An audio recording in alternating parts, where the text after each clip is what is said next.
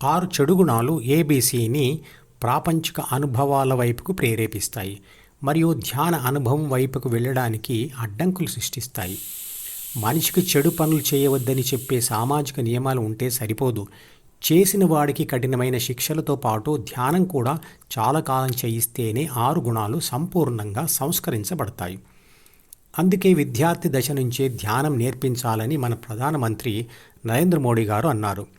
వేదకాలంలో గుణాలను సంస్కరించే ఈ ధ్యాన విద్యకే ప్రాముఖ్యత ఉండేది. అవకాశం ఇవ్వకపోతే లేదా దొరకకపోతే చెడ్డవాడు జీవితాంతం మంచివాడుగానే ఉండవచ్చు.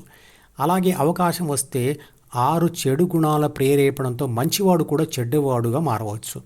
కాబట్టి పరిస్థితుల ప్రభావం చేత మనిషి తాత్కాలికంగా మారతాడు. కానీ శాశ్వతంగా మారాలనుకుంటే మాత్రం ధ్యానం చాలా కాలం చేయాలి.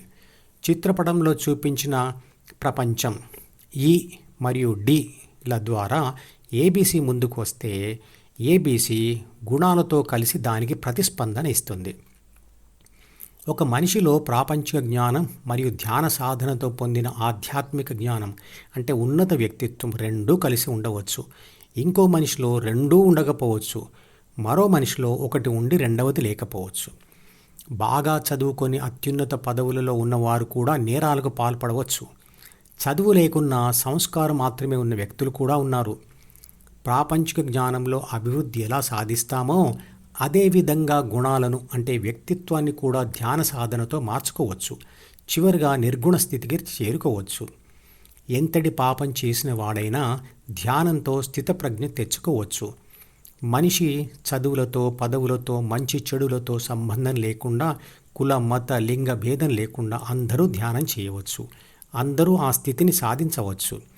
ఈ రోజుల్లో విషాదంలో ఉన్నవారు మాత్రమే భగవద్గీతను చదువుతున్నారు. కానీ ధ్యాన పద్ధతి సరిగా తెలియకపోవడం వలన లేదా ధ్యానం సరిగ్గా జరగకపోవడం వలన వారు చేస్తున్న పూజా పద్ధతుల వలన వారు తృప్తినైతే పొందుతున్నారు కానీ పరివర్తన జరగడం లేదు. నీరైతే వేడెక్కుతుంది కానీ ఆవిరిగా మారడం లేదు అన్న పరిస్థితి ఏర్పడింది.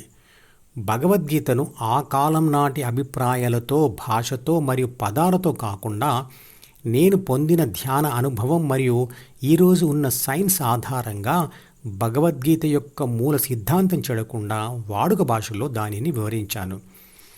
తాను అనుభవించడం, ఇతరులకు చెప్పడం, ఇతరులు వినడం, వారు అనుభవించడం ఇది పరంపరగా సాగే ప్రక్రియ.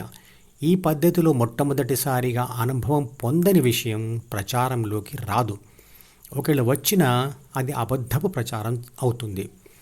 ఆ దృష్టితో చూస్తే వేదాలు, ఉపనిషత్తులు, భగవద్గీత ఇవన్నీ కూడా మొట్టమొదటిసారిగా మనసును వదిలిన అనుభవం పొందిన ఎవరో ఒక మహానుభావుడు చెప్పినవే కదా. తర్వాత తరం వాళ్ళు అలా చెప్పిన దాన్ని ఆచరించి అనుభవం పొందుతారు. ఆచరణలో పెట్టని జ్ఞానం వ్యర్థం. అనుభవమే మనకు మొట్టమొదటి ఆధారం. మధుపదం యూట్యూబ్ ఛానల్లోని ప్రతి వీడియోకి ఒక నెంబర్ ఇవ్వబడింది. 1వ నంబర్ వీడియో నుండి మొదలుపెట్టి వరుసగా చివరి వీడియో వరకు చూస్తేనే ఆత్మశాస్త్రం సంపూర్ణంగా అర్థమవుతుంది. ఈ వీడియో డిస్క్రిప్షన్లో ఉంచిన మధుపదం ప్లేలిస్ట్ లింక్ ద్వారా అన్ని వీడియోలు వరుసగా చూడవచ్చు.